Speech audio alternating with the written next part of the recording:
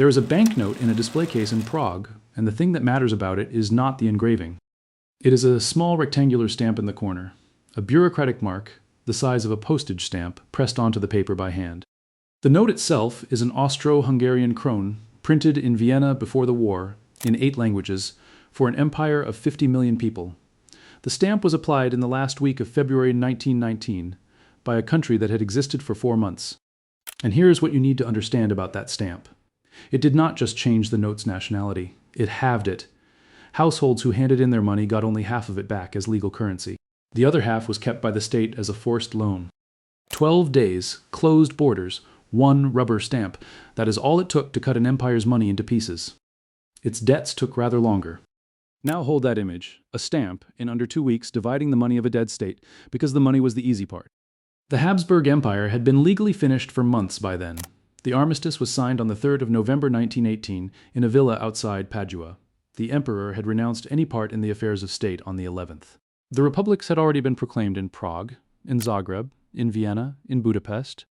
But the empire's obligations did not renounce anything. They were written down in contracts held by people who had every intention of being paid. So here's the question this video exists to answer. When an empire stops existing, what happens to what it owed? Most people assume the answer is an argument. The successor states fight over who inherits the bill, the lawyers work it out, the sums get smaller, and eventually somebody stops paying. That is not the story. The real mechanism is stranger, and almost nobody tells it. Because Austria's problem after 1918 was not that it had to pay. Austria's problem was that it could not borrow. Let me be precise about what I am claiming, because there is a loose conspiratorial version of this story, and I am not going to sell you that. Nobody in Paris or London sat down and designed the strangulation of a small republic. What happened is simpler, and I think more disturbing.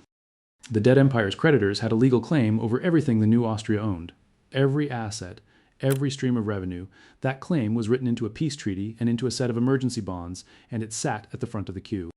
Which meant that when Austria went looking for new money, the ordinary money a state needs to import food and pay its officials, it had nothing left to pledge. It was not too poor to borrow, it was too encumbered to borrow. And to get that claim moved out of the way, Austria would eventually have to hand over its customs houses, its tobacco monopoly, a veto over its own budget to a foreign official, and a written undertaking about what kind of country it was allowed to become. That is the story. And it starts with the war loans. Because before the empire owed anything to foreign governments, it owed a great deal to its own people. The Habsburg monarchy went to war in 1914 with the finances of a normal European state.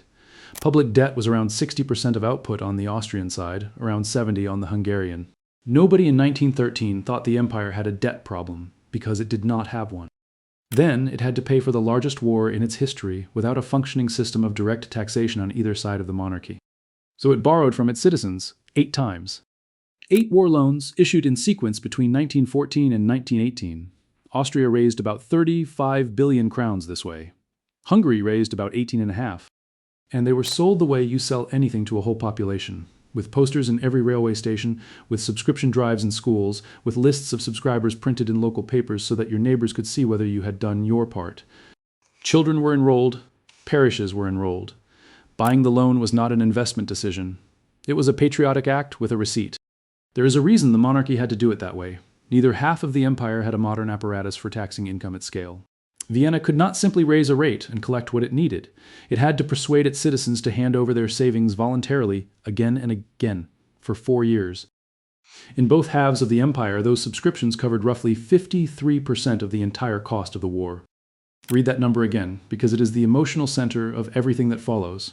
More than half of the Habsburg war effort was financed by ordinary households handing their savings to the state and receiving a piece of paper in return. Not banks, not foreign creditors. Families. The rest came from the printing press. The Austro-Hungarian Bank advanced money directly to the two governments, about 38% of Austrian war spending, about 31% of Hungarian. By the 26th of October 1918, the Austrian government owed the bank 25 billion crowns, the Hungarian government nearly 10. You can watch the consequence in a single line. In July 1914, there were about 3.5 billion crowns in circulation.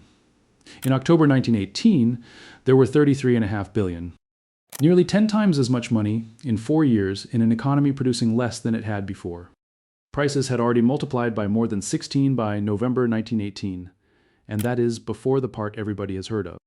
Then the state that had signed all those pieces of paper ceased to exist. And here is where the story becomes genuinely strange, because the currency did not cease to exist with it. In the winter of 1918 and the spring of 1919, the Austro-Hungarian krone was still circulating across the whole of Central Europe, in Vienna, in Prague, in Budapest, in Zagreb, in Krakow, in Transylvania. 5, 6, 7 new authorities, all using the banknotes of a monarchy that no longer had a government. And every one of those authorities understood the same thing. Whoever still had the printing press could dilute everybody else's savings. The old central bank in Vienna was still issuing notes. Those notes were spending power, and they could walk across any of the new borders in a suitcase. Prague was not quite the first to move. Belgrade had already begun stamping in January. But Prague acted with a ruthlessness that is still remarkable. On the 25th of February 1919, the Czechoslovak National Assembly approved a plan in secret. Its author was the finance minister, Alois Rašín, and for the duration he was given extraordinary powers over the police and the army. From the 26th of February to March 9th, Czechoslovakia sealed its borders completely. No mail, no trains, no travelers. A new country closed itself off from the continent, and inside that sealed box, teams of officials went through every banknote they could find and stamped it. Notes held by the state were stamped in full. Notes held by private citizens were stamped to half their value, the other half retained by the government as a compulsory loan. On the 10th of April 1919, the Czechoslovak crown became a currency in its own right. Prague had done something no army could have done that spring. It had cut its monetary system out of the corpse of the empire in under 2 weeks, and it had financed a chunk of its new state by taking half the cash out of its own citizens' hands. The others did the same. Yugoslavia had already stamped, converting at 4 crowns to the dinar. Austria stamped in March. The single currency of 50 million people became 6 currencies, and each new government promptly began printing its own. The institution at the center of it all did not survive either. The Austro-Hungarian Bank, the joint central bank of the monarchy, the body that had made all those wartime advances, was wound up under the peace settlement, and the successor states spent years arguing over the wreckage of its accounts. Think about what that means in practice. The organization that had issued the money, held the reserves, and kept the books of the whole imperial economy was liquidated as a company. Its creditors got in a queue like any other creditor. And every one of those new governments went straight to work building tariff walls against the others. The empire had been a customs union, and a very large one. Within a few years, its pieces were charging each other duties on the goods they had specialized in producing for one another. And this is the critical detail that changes everything about what comes next. Money can be partitioned. Debt cannot. A banknote is a claim on whoever issues it, and if you can catch it and stamp it, you can decide who that is. A bond is a contract with a named creditor, and no rubber stamp in the world makes that creditor go away. Which brought everyone to a room outside Paris in September 1919. The Treaty of Saint-Germain in Laye was signed on September 10, 1919, and it did to the empire's obligations what Rašín had done to its banknotes, except that the people doing the dividing were the creditors' governments. The pre-war debt of the old monarchy, the ordinary, respectable, uncontroversial debt of a normal European state, was to be shared out among the successor states. The formula was mechanical. Each new country would take a share proportional to what its territory had contributed to imperial tax receipts over the 3 years before the war, 1911, 1912, 1913. The apportionment plan handed to the Reparation Commission was drafted, incidentally by a Viennese economist working at the Chamber of Commerce whose name would later become famous in a very different context, Ludwig von Mises. The Hungarian side was settled at Trianon in June 1920, on the same principle except for one thing that tells you a great deal about how these settlements actually worked. The treaty named no figure at all. Hungary signed an obligation to pay reparations without being told what they were. The amount was left to the Reparation Commission, which did not fix it until 1924, 4 years later, at 200 million gold crowns. Think about what it means to run a national budget in the meantime. You have signed, you owe. Nobody will tell you how much. Every lender you approach knows there is an unquantified claim ahead of theirs, and none of them can price it, so none of them lends. And then there were what the diplomats called liberation payments. The territories that had left the empire were, in the logic of the treaties, buying their freedom, taking on a slice of the old imperial burden as the price of independence. Some of it was actually paid. Czechoslovakia settled its liberation costs in 37 annual installments of $2.5 million each, spread among France, Britain, Italy, Belgium, Japan, Portugal, and Greece.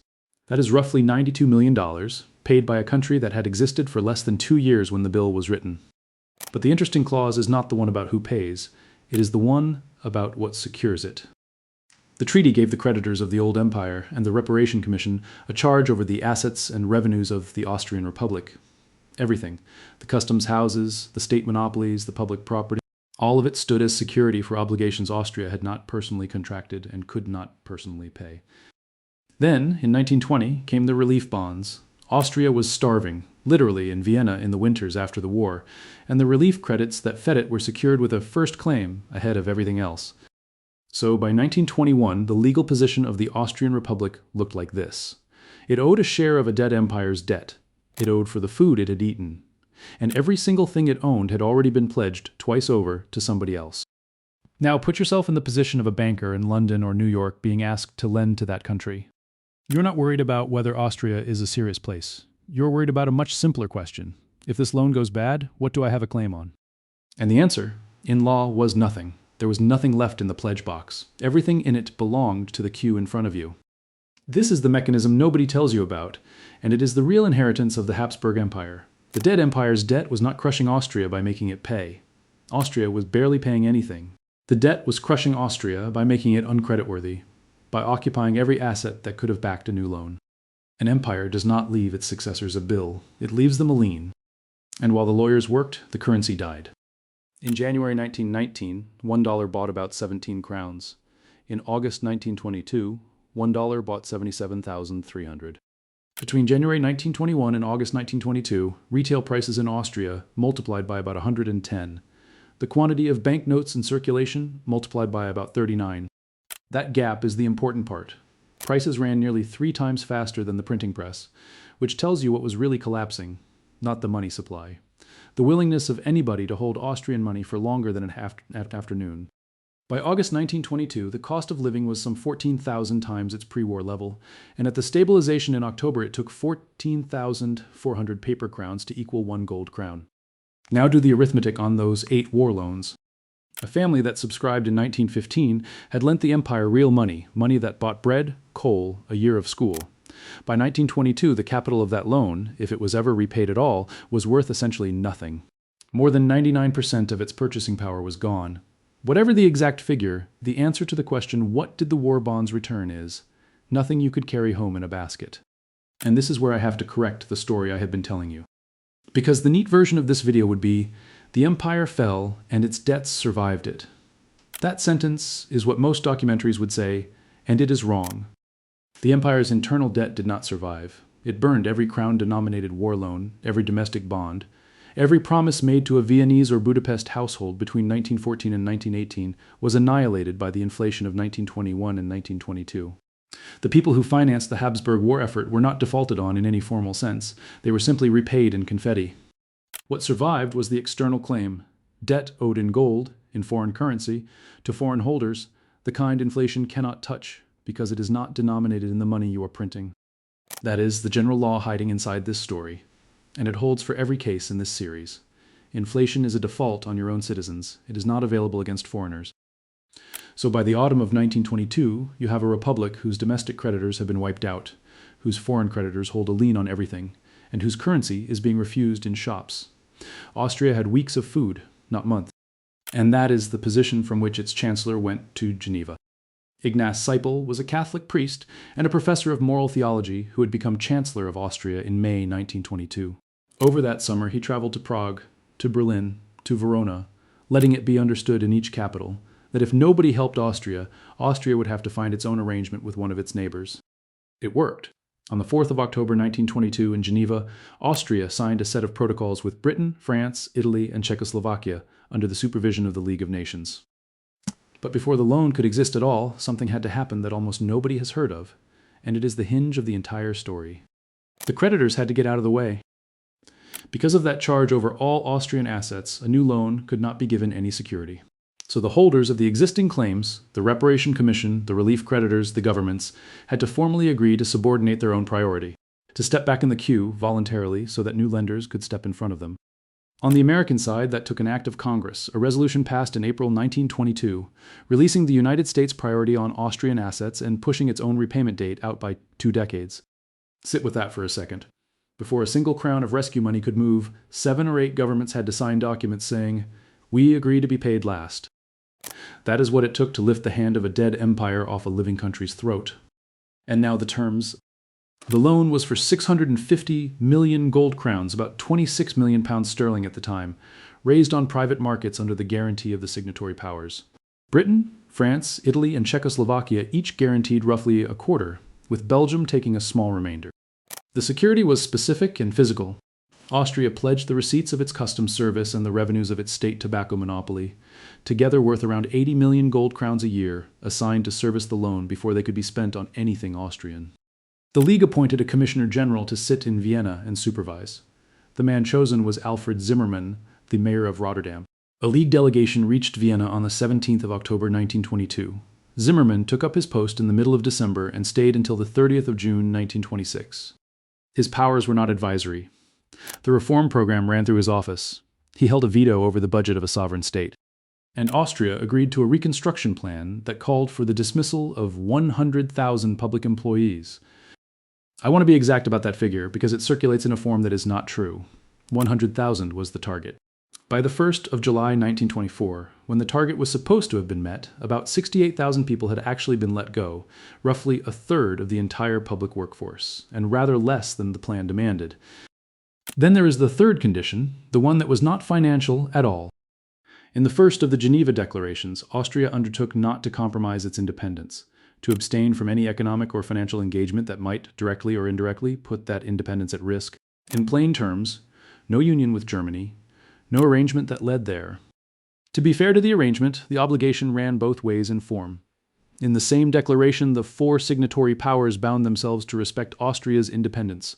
And the ban was not invented at Geneva. Saint-Germain had already forbidden union with Germany in 1919. Geneva restated it with money attached. Prague and Paris wanted that clause every bit as much as London did. But it had teeth, and they were used. 9 years later, when Vienna and Berlin proposed a customs union, it was this Geneva commitment that the Permanent Court of International Justice invoked, in an advisory opinion carried by 8 votes to 7, delivered 2 days after Vienna had already abandoned the project. So the price of the money was your customs, your tobacco monopoly, a foreign veto over your budget, a third of your civil service, and a written statement about what nation you were permitted to belong to. And here is where the threads converge with something we have covered on this channel before. None of this was invented in 1922. The instrument is older. In 1881, the Ottoman Empire, bankrupt, in default, handed the collection of specific revenues to an administration run by its foreign bondholders. Silk, salt, stamps, spirits, fish. A European bureaucracy inside a sovereign state, collecting taxes and remitting them to creditors, employing thousands of people. We did a whole video on it. Geneva, in 1922, is that idea laundered through an international organization. The revenues are the same kind. The pledge is the same kind. The difference is the letterhead. It is not a bondholders' council in the room, it is the League of Nations. That distinction mattered, a great deal, as we will see, but the machinery is recognizably the same machinery. And it was applied again immediately. In 1924, the League arranged a loan of 250 million gold crowns for Hungary with its own Commissioner General, Jeremiah Smith Jr., a Boston lawyer who had done legal work for the House of Morgan. Smith arrived on the 1st of May 1924, and by June 1926 the Hungarian budget was balanced and its reparation obligations were being met. He refused to take his salary. He directed it instead to scholarships for Hungarian students to study in the United States and went home. 2 republics carved out of the same dead empire. 2 foreign officials with authority over their budgets, both gone by the middle of 1926, both leaving behind stable currencies and balanced books. And it happened again 10 years later, which is the part that should stop you. In the summer of 1932, with the banking system in ruins, Austria went back for a second international loan, 300 million shillings, subscribed by Belgium, Britain, France, Italy, and the Netherlands, arranged at Lausanne on the model of Geneva. The money came with the same kind of condition. Austria renewed its undertaking not to compromise its independence. The promise was written down a second time by a government that could not eat without it. 6 years later, in March 1938, German troops crossed the border and Austria ceased to exist as a state. The undertaking had been enforceable against Vienna when Vienna wanted a customs union. It was worth precisely nothing when a neighbor decided to take the country. That is the thing about a clause you sign because you are hungry. It binds the hungry party and only the hungry party. By any technical measure, it worked. The hyperinflation stopped before the protocols were even signed. The currency stopped falling in August 1922, weeks ahead of the signature, purely on the expectation of what was coming. The shilling was voted at the end of 1924 and replaced the crown at 10,000 to 1, circulating from March 1925. Foreign money came back. It was not painless. Unemployment rose sharply during the Reconstruction and stayed high. Anyone who tells you this was a costless technical fix is describing the currency and ignoring the country. So this could be a success story, and in most economics textbooks it is. Except for what was still standing in the middle of Vienna. Because the empire left behind one more thing, and it was not on any treaty schedule. It left its banks. The Habsburg monarchy had been a single economic space of 50 million people, and Vienna had been its financial capital.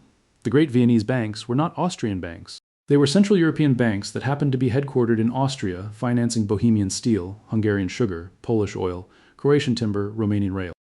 In 1918, the market they had been built to serve was cut into 6 pieces, each of which promptly raised tariffs against the others and started building its own national industry. The banks did not shrink to match. They stayed the size they had been. The largest of them was the Creditanstalt, founded in Vienna in 1855 by the Rothschild house, whose Austrian head, Louis Nathaniel Rothschild, was its principal shareholder and chairman in the years we are talking about. It was bigger than every other Austrian bank put together. Around 70% of Austrian companies did business with it. Its balance sheet was comparable in size to the entire spending of the Austrian government. That institution was now operating inside a republic of 6.5 million people. And through the 1920s, it did something that made the mismatch worse. It became the buyer of last resort for a banking system that was quietly failing. In 1926, it took over the Vienna business of the Anglo-Austrian Bank. Then in 1929, it was pressed by the government of the day to absorb the Creditanstalt, the second bank of the country, itself already poisoned by the Union Bank and the Verkehrsbank it had swallowed 3 years earlier. The Creditanstalt's own chairman opposed that merger, understanding exactly what was in the other institution's portfolio. It went ahead anyway, after the state and the National Bank gave assurances that the Treasury would cover the losses. The Austrian state was recycling its bank failures into its last strong bank. On the 8th of May 1931, the Creditanstalt informed the government that its accounts for 1930 showed a loss of 140 million shillings. On the 11th of May, it became public. That loss was about 85% of the bank's entire capital and reserves. What followed is one of the fastest financial collapses in European history. A rescue was assembled, the government, the National Bank, and the chairman's own family fortune. It was not enough. The Bank for International Settlements extended a credit of 100 million shillings, and it was exhausted in 5 days. In August, 7 governments arranged a further loan through the League. By the 27th June 1931, the Austrian state had guaranteed about 1,200 million shillings of the bank's liabilities against an annual federal budget of about 1,800 million. 2/3 of everything the government spent in a year pledged to one company. In July, the German banking crisis broke. In September, Britain left the gold standard. On October 9th, Austria introduced exchange controls, freezing foreign deposits in place. And here I have to correct myself again, harder this time. Because the version of this story you will find nearly everywhere is that a bank in Vienna fell over in May and knocked down the European financial system like a row of dominoes. It is a wonderful line. It is not what the evidence says. The specialists on the German crisis are close to unanimous that it was German, made by Berlin's budget politics, its currency position, and the political shocks of that summer. When you trace what London's merchant banks were actually exposed to, the paper in their vaults was German, not Austrian. The mechanism that carried distress across borders was the gold standard itself and the freezing of credits, not a chain reaction from one Viennese balance sheet. And there's a second correction, and this one is worse. A reassessment published in 2018 went back into the Creditanstalt's accounts and reached a conclusion that reframes the whole episode.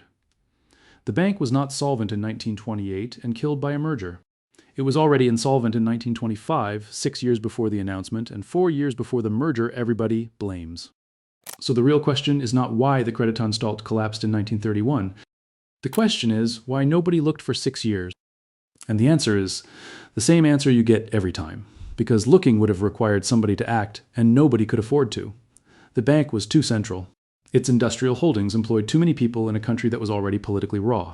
And the institution that would have had to organize a rescue, the Austrian state, had spent the previous decade proving it could not raise money without foreign supervision. Vienna was not the hand that pushed the dominoes. Vienna was simply the first domino anybody could see falling. I want to be careful here, because there's a version of this story that gets told badly, and it gets told badly in a very specific direction. This is not a story about foreign financiers strangling a small nation. The historical record cuts against that at almost every point. The League's supervision was deliberately placed in the hands of international civil servants rather than the bondholders themselves, precisely so that this would not become the Ottoman arrangement, with creditors administering a country directly. The hyperinflation stopped, the budget balanced. Both commissioners left on schedule and did not come back. One of them refused his own salary.